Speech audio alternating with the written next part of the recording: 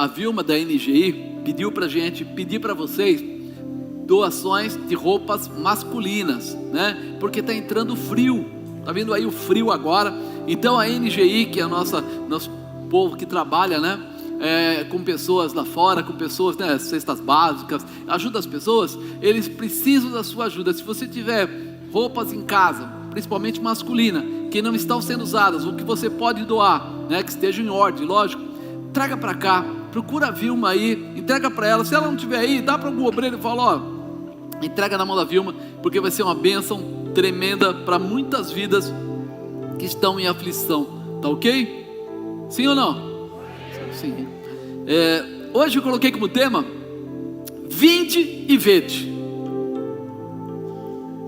Se você entender isso, é para se preparar, né? E abrir os olhos para receber. Vinde e vede são atitudes de transformação. Diga, atitude de transformação. É muito importante, né? Uma das situações que tem dificultado a realização de muitas coisas na vida das pessoas é a predeterminação dessas pessoas. Elas muitas vezes querem mudança, mas elas se determinam ao pouco, ao mínimo. Elas não abrem os olhos para as grandes coisas que Deus quer colocar na vida delas, né? Elas não se disponibilizam para receber os objetivos firmados por Deus. Quem lê Bíblia sabe, tem muitas promessas destinadas a nós, e nós precisamos entrar por essas promessas, não aquilo que satisfaz a minha carne, mas aquilo que o Senhor tem preparado para você. É diferente as duas coisas? Em primeira instância, sim. Por quê? Porque muitas vezes nós procuramos coisas que tragam satisfação, que tragam orgulho, que façam a gente parecer melhor que os outros, e depois nós descobrimos que a nossa área de orgulho, ela tem que parar, ela tem que estacionar, para dar liberdade, para que o Espírito possa operar. Então, a nossa carne tem que ficar em segundo plano, para que o Espírito fique em primeiro. Na verdade, as pessoas buscam respostas às situações, mas já estão determinadas naquilo que querem ouvir. Já aconteceu isso com você? Alguém ir lá e pedir para você dar um palpite, ou se você é crente, orar pela pessoa. Não, ora por mim nessa situação, veja o que Deus diz. Eu compro ou não compro esse carro? E aí a hora que você abre a Bíblia, sai lá assim, não. Aí a pessoa está assim e fica assim, o que aconteceu? Ele não queria uma resposta? Ele queria uma resposta, mas não uma resposta ao seu ponto de vista. Ele queria uma resposta que satisfizesse a ele. E naquele momento a satisfação dele era comprar aquele negócio. Na verdade ele veio lá só para não se sentir mal depois de poder dizer assim, foi Deus que falou. Não é verdade? Só que Deus enxerga além da parede. Deus sabe o que tem de melhor. E às vezes não é que Ele fala não porque não é para comprar, é porque Ele quer dar coisa melhor. E quando nós ouvimos o não, muitas vezes isso nos bloqueia. Nós queremos ouvir apenas aquilo que satisfaz a nossa carne. E muitas vezes as pessoas não querem conhecer a verdade, a não ser que seja a sua própria verdade. Você já viu quando de repente Deus pega alguém e dá uma corrigida? E puxa a orelha? Tem gente que fala, isso foi carne. Não, foi carne. Ele só para falar assim comigo só foi carne. Mas você lembra quando de repente o próprio Jesus falou para Pedro, para trás de mim? Foi carne? Por que não foi carne? Porque o comportamento ali não estava adequado. Jesus não estava querendo falar para ele, Pedro, você quer ser melhor que eu agora? Não. Estava dizendo para ele assim, você está saindo fora do propósito. Você está se deixando levar por algo que não vem de mim, nem de meu Pai. E isso precisa entrar no nosso coração. A gente precisa estar pronto, né, a entender e atender. Por isso que eu falo, o vinde e vede.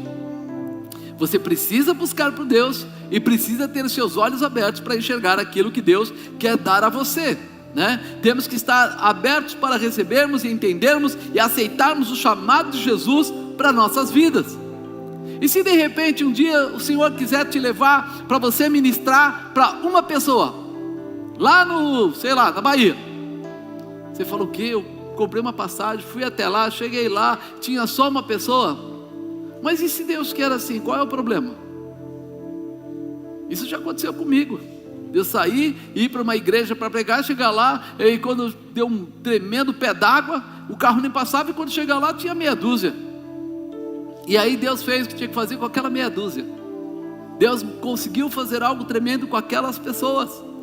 Então a nossa visão, ela é meia, vamos dizer assim, deturpada quanto a propósito. Os nossos propósitos, primeiro, para nós, tem que satisfazer a nossa carne. Mas olhando para a ótica de Deus, primeiro precisa satisfazer o propósito do Pai. Aleluia. E essa mudança precisa entrar no nosso coração. Porque quando eu for fiel no pouco, no muito o Senhor me colocará. Aquela época eu achei assim, puxa vida, mano, me trouxe até aqui, andei até lá no litoral, longe lá, um dia ruim, uma noite ruim, aquela coisa toda. Mas depois que Ele me levou num outro lugar para ministrar, e tinha 16 mil pessoas. Ah, esse foi Deus. Os dois são Deus. Porque para Ele, uma vida vale mais que o mundo inteiro. Ele vai procurar fazer o que é necessário para aquele momento. Nós precisamos estar prontos a nos liberar para o ide, para o vinde, e para o veja, o ver aquilo que tem que acontecer. Ter os olhos abertos para ouvir aquilo que Deus quer falar. Eu falo que a Epístola de João, capítulo 1, fala muitas coisas. Eu nem vou ler, porque de manhã eu li, demora muito. Mas eu queria que você lesse depois em casa ela com calma. Mas o versículo 14 fala assim: e o verbo se fez carne e habitou entre nós, e vimos a sua glória, como a glória do unigênito do Pai, cheio de graça e de verdade. Ele habitou no meio de nós. Olha que coisa fantástica. Mas se você for mais adiante, vai dizer que os seus não o receberam. E aí você fala assim, como ele pode ter estado junto com eles e os judeus lá, o povo lá, não o receber? É assustador, mas assim é o ser humano. O ser humano tem as suas limitações, tem as suas dificuldades, e ele, quando começa a deixar a sua carne ser mais forte do que seu espírito, ou seja, dominar, ele começa a ter o propósito primeiro da satisfação humana. A sua humanidade começa a dirigir a situação. E é isso que nós temos que tomar cuidado. Por quê? Porque quando a carne começa a dirigir a nossa vida, nós recaímos, né? Nós recaímos daquela situação. A carne está aqui, o mundo jaz no maligno. Espera aí, se eu estou usando a visão humana, carne, então eu estou usando a visão do mundo, então agora eu tenho um problema. Eu preciso conseguir me convencer, me posicionar para viver a visão de Cristo. Isso faz a diferença, né? Ele coloca aqui, o verbo se fez carne. Todo verbo sugere ação, realização, de gerar um acontecimento. Jesus veio para gerar um acontecimento. Ele não veio para deixar as coisas como estavam. Ele não veio para deixar você do jeito que você era. Ele veio para mudar a sua vida. Ele veio para estabelecer você. Por isso, quando cita ele fala o verbo. Quer dizer, ele tem ação própria. E ele veio para dar ação para cada um de nós, para que a gente se posicione em realização. Mas que realização? Vinda de Deus, é objetivada em Deus. Jesus é a ação da nossa salvação. Jesus é o Filho de Deus, aquele que tem poder, ação do poder. E isso muda a nossa vida. Quando a gente entende isso, a gente entende que toda vez haverá um chamado. E todo chamado vindo de Deus deve ter o quê? Uma resposta nossa para Ele. Por isso, vinde e vede. Primeiro, o que você procura? Você precisa entender o que você está procurando. Se você não entender o que você está procurando, sabe o que vai acontecer? Qualquer um vai te levar para qualquer lugar. Qualquer convite vai mudar o propósito. Qualquer pessoa vai começar a destoar você. Já repararam? Ah, mas isso é errado. Ah, mas isso é do passado. Ah, não podia, sei lá, beber. Ah, não, mas isso é coisa do passado. Ah, não podia se prostituir. Ah, mas isso é coisa do passado. Começa a querer tirar o brilho da realização de Deus. Nós não, nós estamos com o verbo. Nós queremos andar exatamente como Ele disse que deve ser. como a palavra dele diz que nós devemos andar, independente do que os outros achem, que pensem, porque nós temos esse objetivo. Por isso que eu falei para você, o que você procura? Versículo 28, essas coisas aconteceram em Betânia, do outro lado do Jordão, onde João estava batizando. No dia seguinte, João viu a Jesus, que vinha para ele, e disse: eis o Cordeiro de Deus que tira o pecado do mundo. Este é aquele do qual eu disse: após mim vem um que foi antes de mim, porque ele já era primeiro antes do que eu. Se você não desejar, não procurar, não vai enxergar, não vai tomar posse. Porque quando você começa a conhecer o Evangelho, você tem que começar a buscar o que é, o porquê o Evangelho. O Evangelho vem para mostrar o caminho que Jesus abriu para nós passarmos.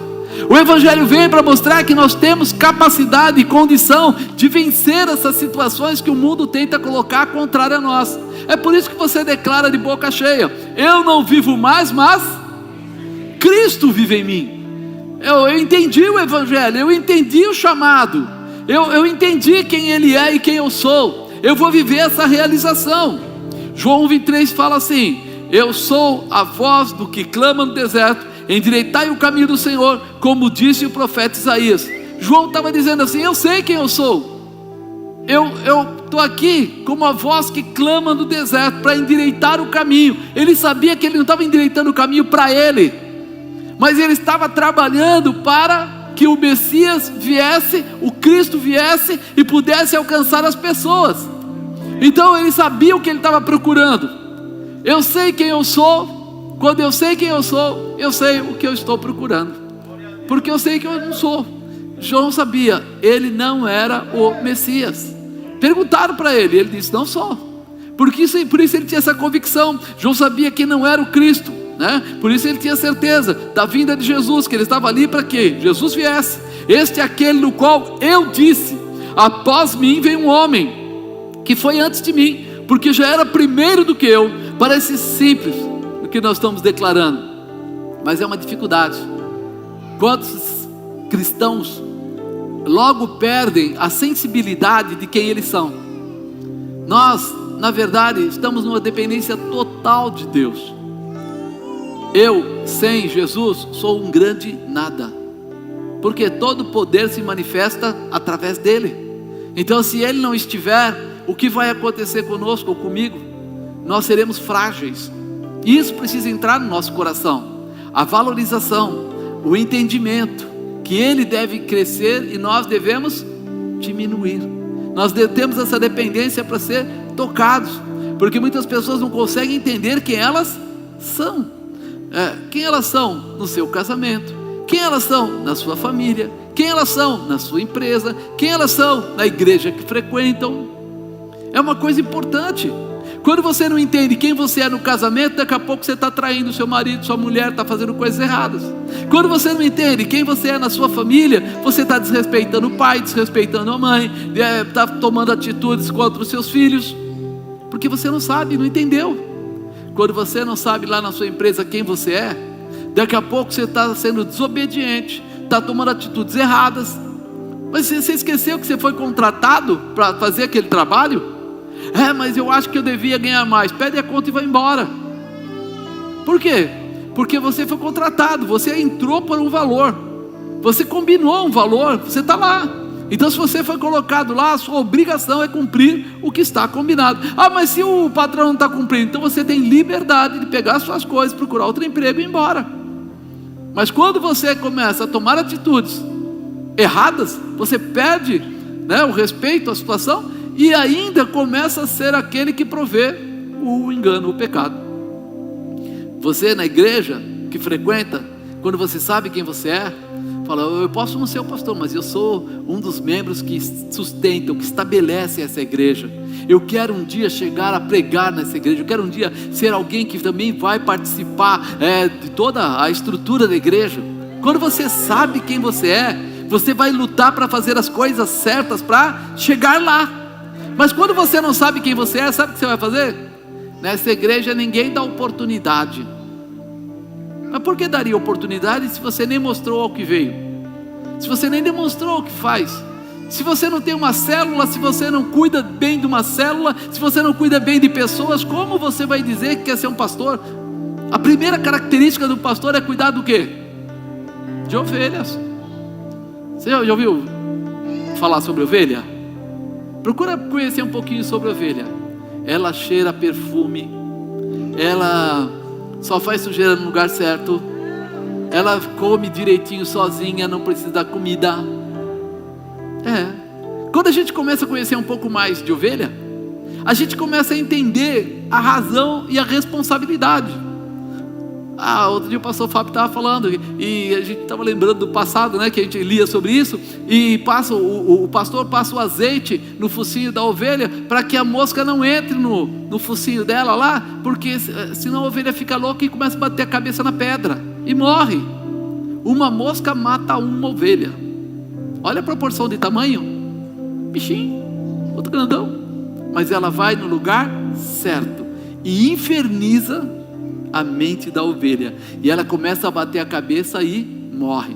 Então, quando a gente entende quem nós somos, a gente começa a fazer aquilo que é necessário, aquilo que é preciso, começa a andar na integridade, naquilo que foi chamado.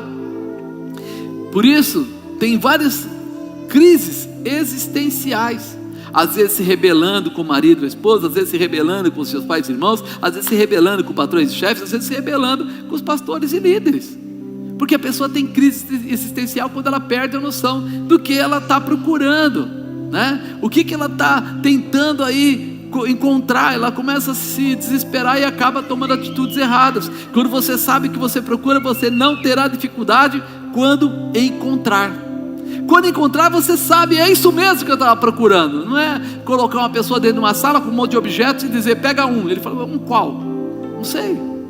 Não, ele sabe. Quando ele encontrar aquele objeto, quando ele encontrar aquela situação, ele sabe exatamente no que ele vai pegar. Não se sentirá diminuído ou inferiorizado. Porque ele está em casa, peraí, meu marido toda vez, ele solta o sapato não sei aonde, eu sei, eu casei com esse sujeito, eu conheço o estilo dele.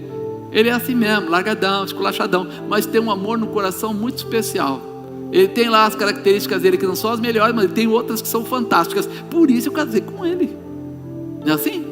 Eu tenho coisas boas que eu aproveito, eu conheço, eu sei qual é a minha parte. Ficará feliz ao encontrar.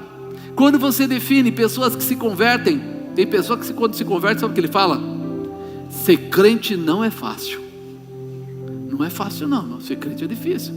Mas tem outros que quando se converte quer ver a glória, quer saltar, quer falar em línguas, quer rodopiar, quer orar pelas pessoas. Mas não é a mesma conversão, não é o mesmo Jesus? É o mesmo Jesus. Mas o que acontece? Acontece exatamente isso. O que você está procurando? Se você ficar feliz, se sentir privilegiado, você vai viver realização, alegria. Vai ser bom demais. Se disponibilizar, ajudar, apoiando quem você procurava. Peraí, se eu estava procurando algo, eu vou ajudar aquilo a acontecer. Se Jesus é o Senhor da minha vida, eu vou cumprir o propósito dele. Por quê? Porque eu quero que Jesus se alegre comigo. Eu brinco muito quando eu vou fazer casamento. Hoje já faz algum tempo que eu deixo os pastores fazendo, mas quando eu ia fazer, hoje o pessoal nem quer mais o apóstolo, né? Quer os pastores, né? Os caras todos jovenzão, tal, um vocabulário mais... Eu sempre dei trabalho nesses casamentos, eu ficava 1h30, 2 horas, o pessoal acho que não gosta muito. Mas eu falava assim, o que você quer no seu casamento, né? Falava, eu vim nesse casamento para que ele me faça feliz. Falei que começou mal, começou muito mal. Você não casa para que te façam feliz, você casa para fazer alguém feliz. Quando você casar para fazer alguém feliz e aquela outra pessoa casar para fazer alguém feliz, os dois serão felizes. Mas quando você casa com alguém que você espera que ele vá te fazer feliz e ele dá uma escorregada, aí o pau come. Aí você vai cobrar ele, porque ele não está me fazendo feliz. Prejudica, atrapalha, bloqueia, impede. Quando eu entro na igreja, aceito Jesus e começo a dizer, Senhor, pode contar comigo, venha o que vier, eu sou teu, estou contigo. Vai ter dias que a gente vai orar e as pessoas vão ser curadas. Vai ter dia que você vai pôr a mão e as pessoas vão ser abençoadas. Mas vai ter dia que vai vir ainda uma pessoa, vamos dizer assim, e vai falar mal de você, vai atacar você, vai ficar contra você, contra a sua igreja. E agora? Deixou de ser crente? Não. Vai mudar agora a sua configuração com Jesus? Não. O propósito é o mesmo. Eu vou continuar amando a Deus sobre todas as coisas, e ao meu próximo como a mim. Ixi, e se o próximo for desse que fala mal da gente? A gente tem que amar, porque a Bíblia diz isso, para a gente orar pelas pessoas, levantar as nossas mãos sem ira nem contenda. Então quando Deus olhar para nós, Ele tem que olhar em você e falar assim: Ele consegue se liberar das moscas, Ele consegue tirar esse problema. Lembra que eu falei agora há pouco? Passa-se o azeite no focinho e as moscas não conseguem ficar lá no nariz da ovelha. Passa-se o Espírito Santo sobre você, e esses demônios que vêm querer roubar a tua paz, eles podem rodar em volta de você, mas não vão afetar você, porque o Espírito Santo está em você. Então é muito importante você entender o que você procura. Segundo, vinde e vede. Como você procura? Como? E eu não o conhecia, mas para que ele fosse manifestado a Israel, vim eu, por isso batizando com água. Ele não conhecia.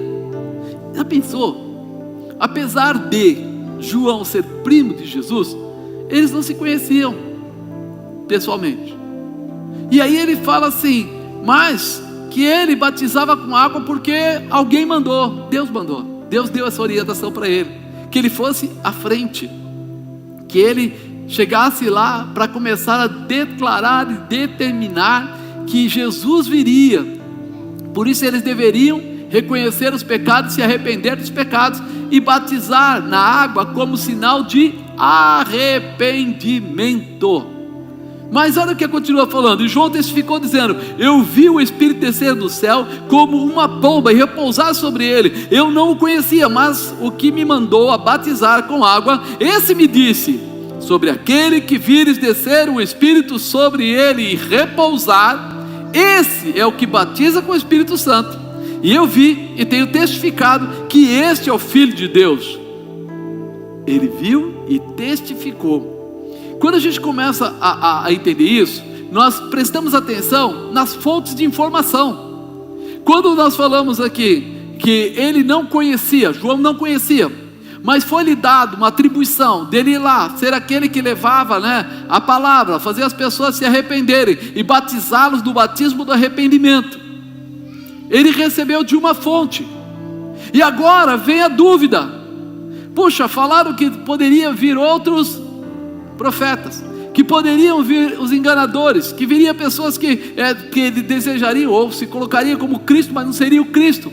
Como eu vou saber se esse é o Cristo ou não? E aí a mesma fonte. Por isso que é importante quando você faz parte de uma igreja, quando você tem um pastor, quando você tem um orientador. Quando? De manhã, de tarde, de noite, uma vez por semana, uma vez por ano? Não, quando ele é o seu pastor todos os dias da sua vida. Não é porque você não fala com ele que ele deixa de ser seu pastor. Não é porque você está trabalhando e não está lá que ele não é o seu pastor. Mas quando você precisa, você sabe, vai na avenida tal, número 820, toca lá a campainha de tarde, vai ter um pastor lá para te atender. Você conhece o endereço. Mas o que faz isso?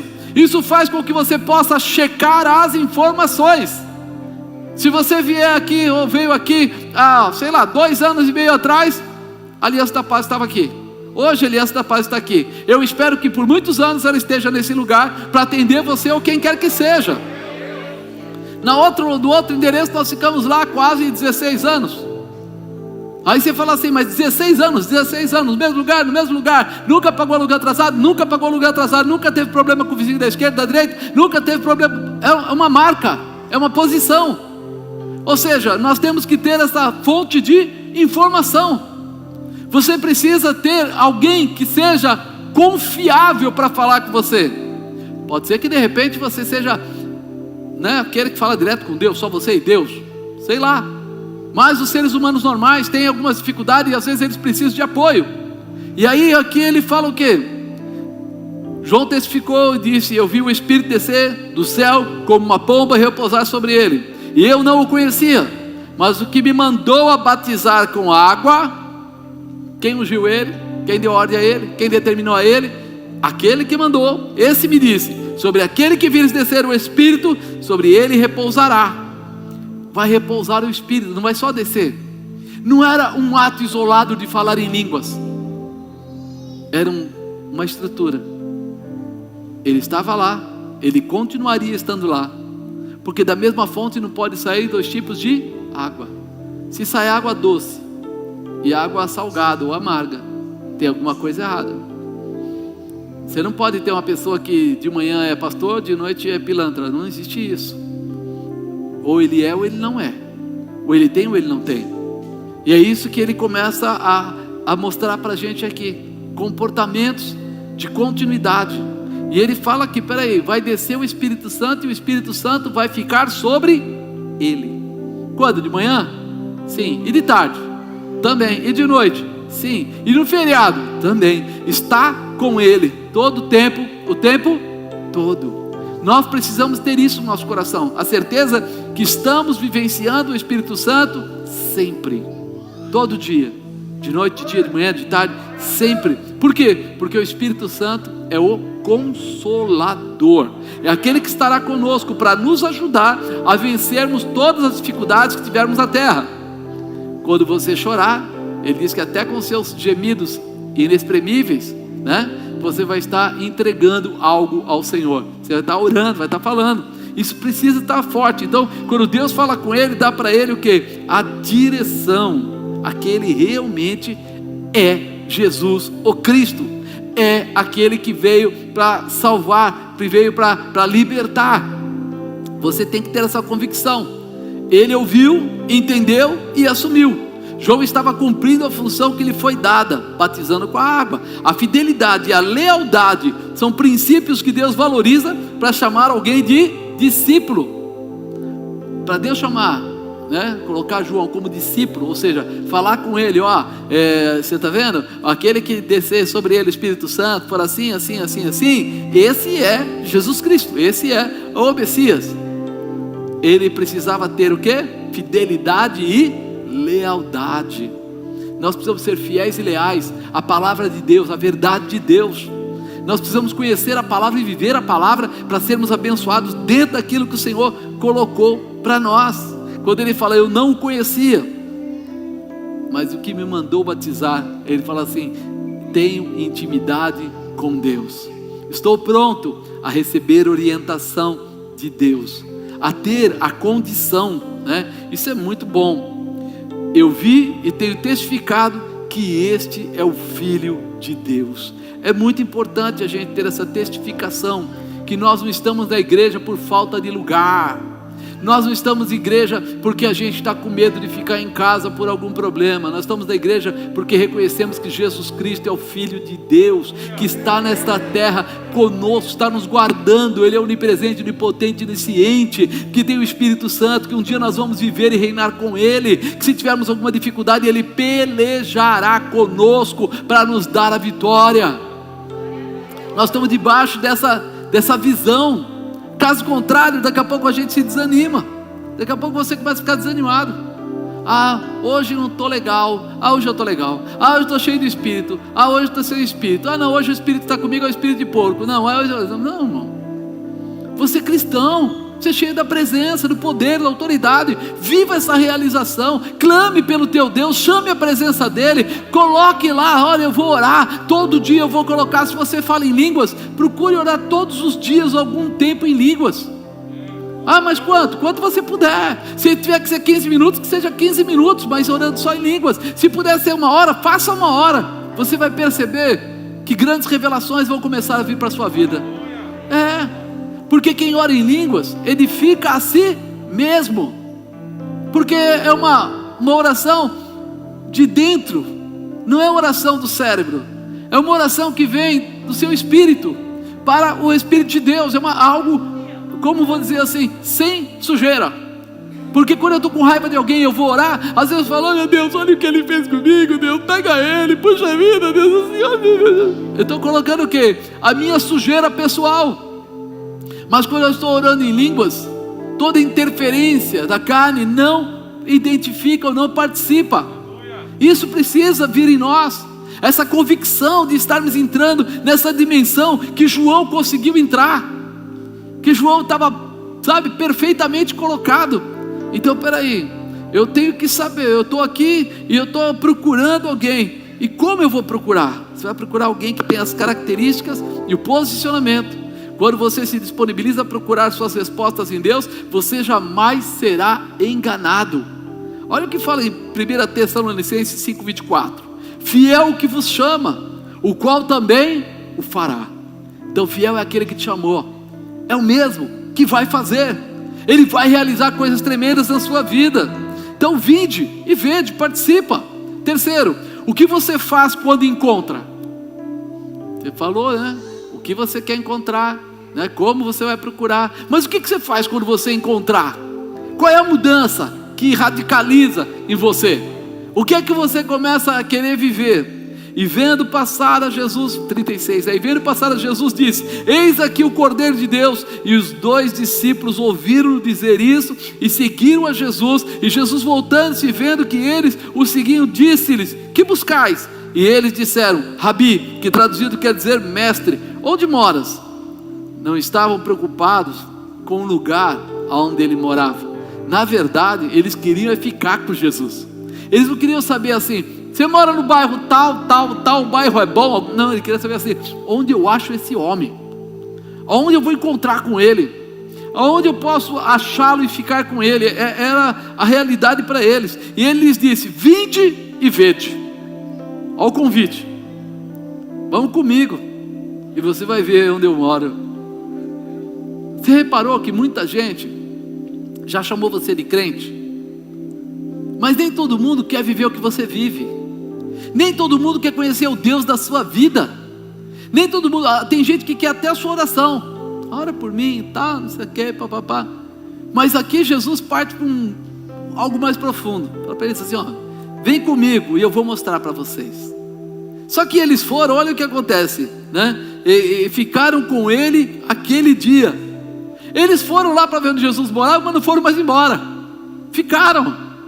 E essa é a realidade. Quem conhece a Jesus não se distancia mais. Quem conhece de verdade a Jesus quer viver com Jesus Cristo todos os dias. Ele sabe que é a sua proteção, ele sabe que é o seu fortalecimento, ele sabe que é o único intercessor entre os homens e Deus. Ele sabe aonde isso vai dar, né? Ele olha para o Apocalipse e sabe: há uma mesa lá que eu vou banquetear, o meu nome estará escrito, eu receberei um corpo incorruptível, eu vou viver e reinar com Cristo. Ele não quer mais soltar. Isso faz parte de algo importante. É o que você faz quando verdadeiramente você entende com aquilo que você encontra. Vinde, vede, vinde, disposição de se locomover. Então essa chamada dele, ele fala assim: você está disposto a mudar a sua vida? Pergunta para alguém perto de você: está disposto a mudar a sua vida? E depois ele fala outra parte: vede, disposição de enxergar. Quando ele fala o vede, ele está dizendo assim: e você está disposto agora a enxergar a Jesus? Quem está disposto a enxergar Jesus? Se você está esperando enxergar Jesus, aquele homem, né, com cabelo grande, com os buracos na mão, tal, não é isso que ele quer que você enxergue. Ele quer que você enxergue o que ele representa. Ele representa a tua comunhão com o Pai. Ele representa a transformação da tua vida, porque ele que disse: eu sou o caminho, a verdade e a vida, e ninguém vem ao Pai senão através de mim. Então ele está dizendo para você assim: você tem que olhar para mim e enxergar o caminho. Comportamento, posicionamento, busca, realização, projeto. Você tem que olhar e ver em Jesus aquilo que Ele tem preparado para você. É por isso que muita gente se distancia da igreja, porque ele está esperando que venha aquele Jesus que estava no crucifixo. Ele está esperando que venha aquele Jesus com os buracos na mão, que Tomé colocou lá. Não, irmão. O Jesus que está do seu lado, que é onipresente, onipotente, onisciente, Ele está aí agora, esperando que você viva e reine com Ele, que você deseje passar o dia com Ele, que você ore, fale com Ele o dia todo, não algumas horas, o dia todo, que você tenha coragem de acreditar que o poder dEle se manifesta na tua fraqueza. Quando você está fraco, então você está forte. Dependência total de Jesus. Ele quer que você se posicione com Ele ao ponto de dizer: Jesus, contigo eu sou mais que vencedor, mas sem o Senhor eu não sou nada. Por isso, quando a gente entender, nós vamos realmente nos posicionar, nós vamos nos locomover na direção, e nós vamos abrir os olhos para enxergar. E Ele lhe disse: vinde e vede, né? Foram ficar aquele dia. Depois a gente percebe que ele era irmão, André era irmão de Pedro, e ele fala a mesma coisa. Este achou Simão e disse: achamos o Messias, e levou até Jesus. Vinde, levou até Jesus, e vede, não saiu mais de perto, se converteu. Todo aquele que vai em busca de Jesus e que para abrir os olhos, não sai mais de perto dele, vai viver essa realização, vai viver essa manifestação. Novamente o vinde e vede acontece. Agora André encontra Pedro e juntos vão até Jesus para vê-lo, e aí em diante você já conhece a história. Quando você encontrar a Jesus, o que você vai fazer? Olha o que fala o Salmo 34:8.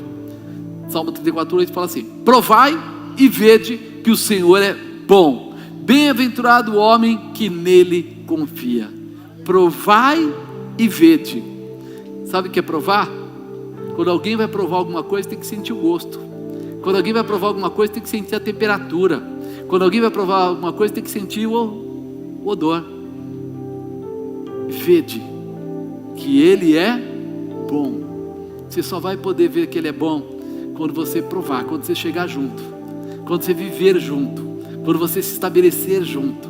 Aí você vai receber tudo isso, vai viver tudo isso. Bem-aventurado o homem que nele confia.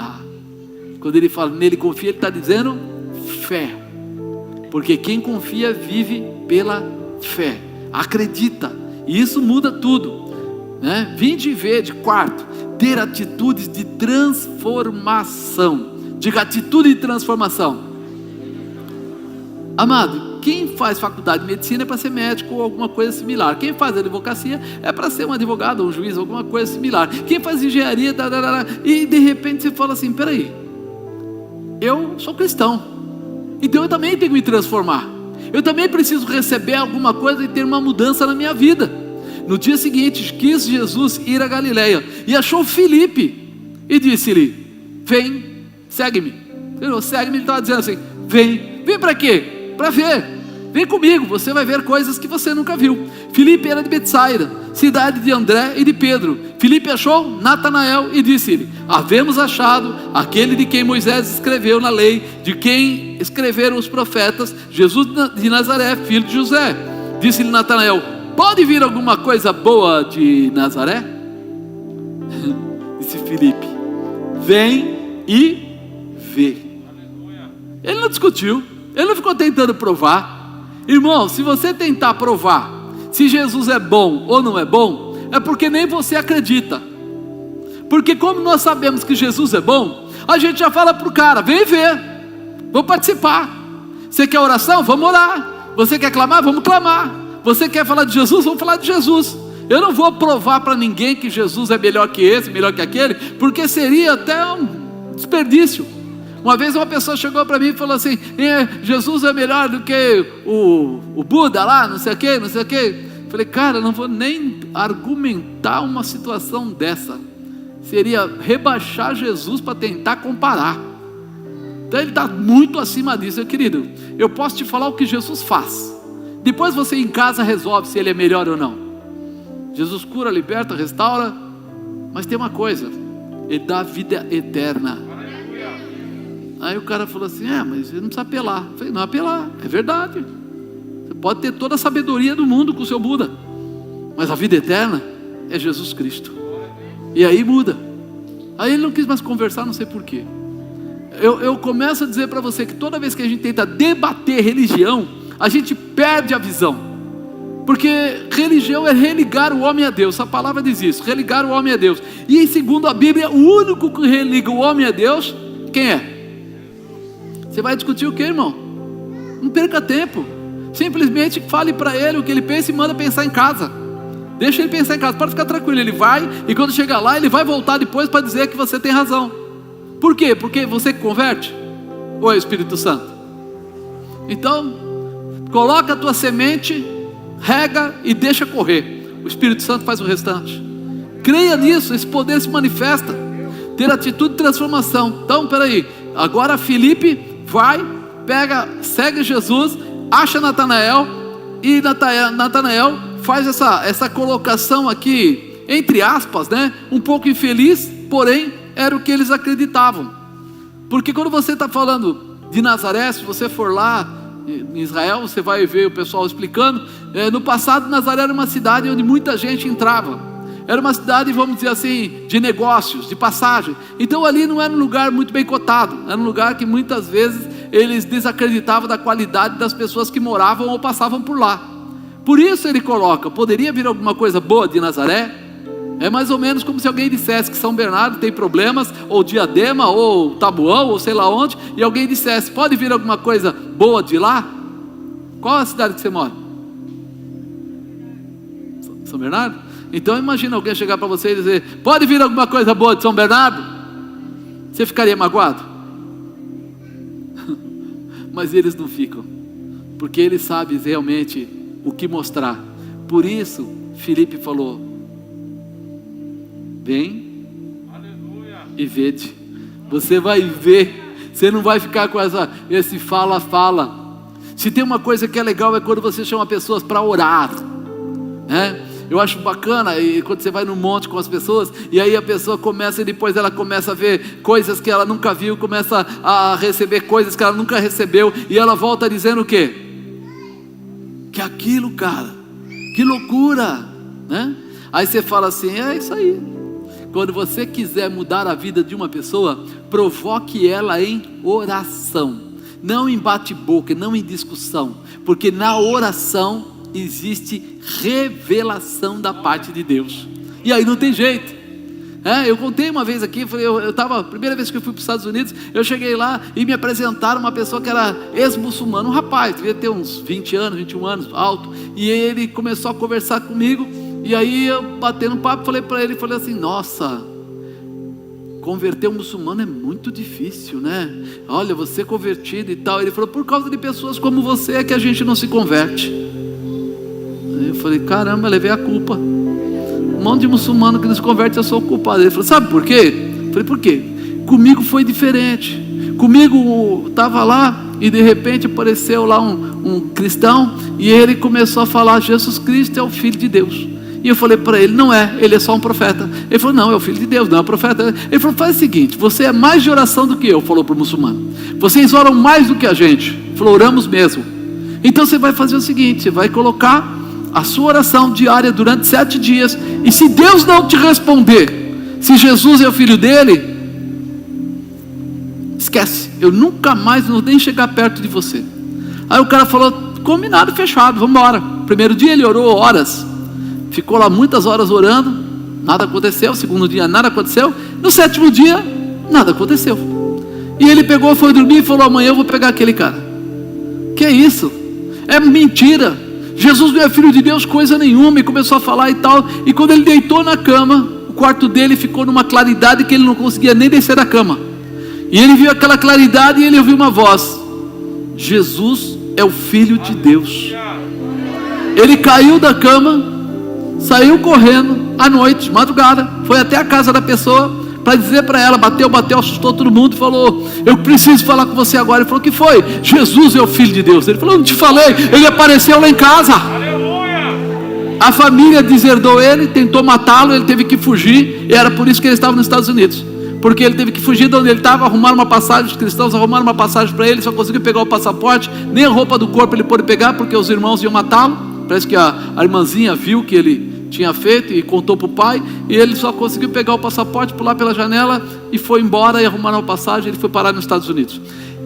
Você começa a ver que não precisou de uma briga, não precisou mostrar quem era mais, quem era menos, só precisou usar a manifestação da oração. A oração é muito forte. Quando alguém duvidar de alguma coisa, você diga para ele: vinde e vede. Você vai ficar comigo, nós vamos orar e você vai ver o que Deus vai fazer. Você vai ver o que Deus vai realizar. Você vai conhecer o poder de Deus. Isso precisa ficar claro, né? Daí em diante, você vai começar a tomar posse. Quinto e último, participar da transformação.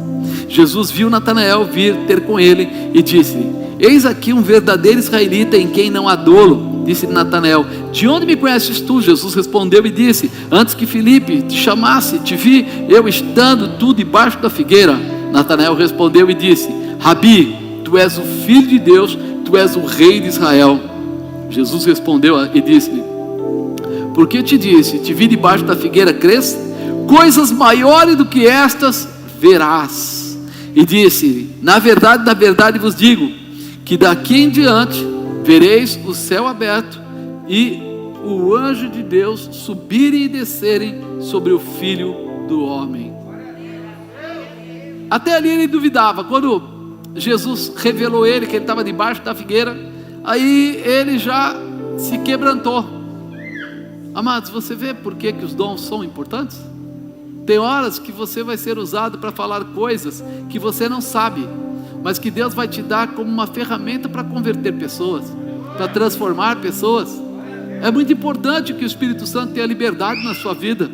Muitas coisas, muitas pessoas serão transformadas. Aí ele fala: Rabi, tu és o Filho de Deus, tu és o Rei de Israel. E Jesus fala para ele: por que você crê? Agora coisas maiores que esta você vai ver, você vai participar. Você imaginou quantas promessas ainda existem para a tua vida? Coisas maiores do que esta. Alguém viu Deus operando agora há pouco aqui no louvor? Coisas maiores do que estas você vai ver. Deus vai fazer coisas tremendas na sua vida. Deus vai te levar para lugares que talvez você nem imagine, que você não acredite. Eu imagino assim, eu nunca imaginei ser pastor. De repente um dia Deus me leva a ser pastor. Eu nunca imaginei estar dirigindo uma igreja e abandonar meu trabalho, ou seja, deixar a visão do trabalho. E de repente eu estava. Eu nunca pensei que eu ia para os Estados Unidos, não porque eu ia trabalhar ou fazer alguma coisa, passeio, Disneylândia, babá. Não. Deus me levou lá para pregar em igrejas. Aí você fala: mas você viajou antes para lá? Nunca. E foi para lá como? Eles pagaram tudo. E aí, o que você faz? Fica na casa de um pastor, cuidam de você. O que aconteceu? Ele está falando: coisas maiores do que estas verás. Sinais, realizações. Deus faz coisas que a gente não imagina, e Ele está querendo que você se libere, para que Ele use a sua vida, para que Ele coloque sobre a sua vida. Daqui em diante vereis o céu aberto. A partir de hoje você vai ver o céu aberto. Diga: eu vou ver o céu aberto. E os anjos de Deus subirão e descerão sobre o Filho do Homem. Você sabe que a Bíblia diz que nós fomos enxertados na videira verdadeira, que nós deixamos agora a posição anterior para ser filhos. E como filhos, peraí, eu também tenho esse direito? Eu também tenho o direito de ver os anjos subindo e descendo, porque eu também sou considerado um filho. Eu também tenho uma herança. Eu também estou debaixo de uma palavra profética. Pensa um pouco, irmão, o que Deus ainda tem para fazer na sua vida. Quantas pessoas vão ser encontradas através de você? Quantas pessoas vão ser abençoadas através de você? Quantas famílias vão ser tocadas através de você? Peraí, apóstolo, eu vou fazer isso pelos outros e por mim. Fica tranquilo, quando você estiver fazendo isso pelos outros, Deus vai estar mesmo colocando pessoas para fazerem por você. Uma vez um profeta falou para mim assim: tem gente do outro lado do mundo orando por você, orando pela sua família. Eu falei: mas como assim? Aonde? Ele falou assim: Deus vai te levar e vai te mostrar.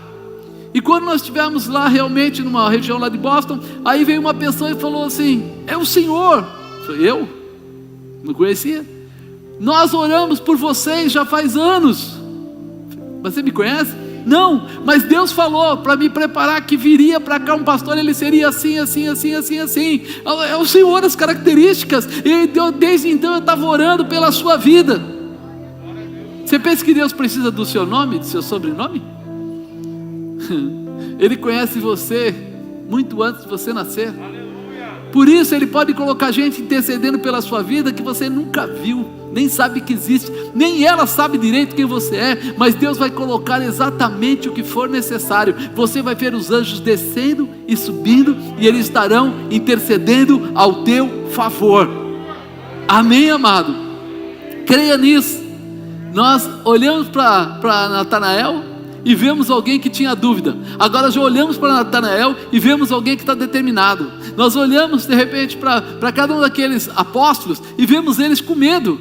Mas no final Jesus sobe e eles ficam e dão prosseguimento a toda a manifestação da palavra de Deus. Por quê? Porque a partir do momento que você tiver um encontro verdadeiro, nunca mais você será o mesmo. A partir do momento que você se rasgar na presença de Deus, falar: Senhor, eu quero ter esse encontro, eu quero ter esse encontro. Aí Deus vai começar a mostrar para você tudo que Ele tem para fazer na sua vida. É diferente você conhecer um homem, uma mulher, e você casar com um homem, uma mulher. Quando você casa, você conhece seus particulares. Quando você conhece superficialmente. Jesus está querendo casamento. Ele quer profundidade, relacionamento, intimidade. Então hoje, eu acredito nisso. Toda vez que você tiver dúvida, vinde e vede. Vai em loco, participa, abre os olhos espirituais, deixa Deus mostrar o tamanho da glória dele para você.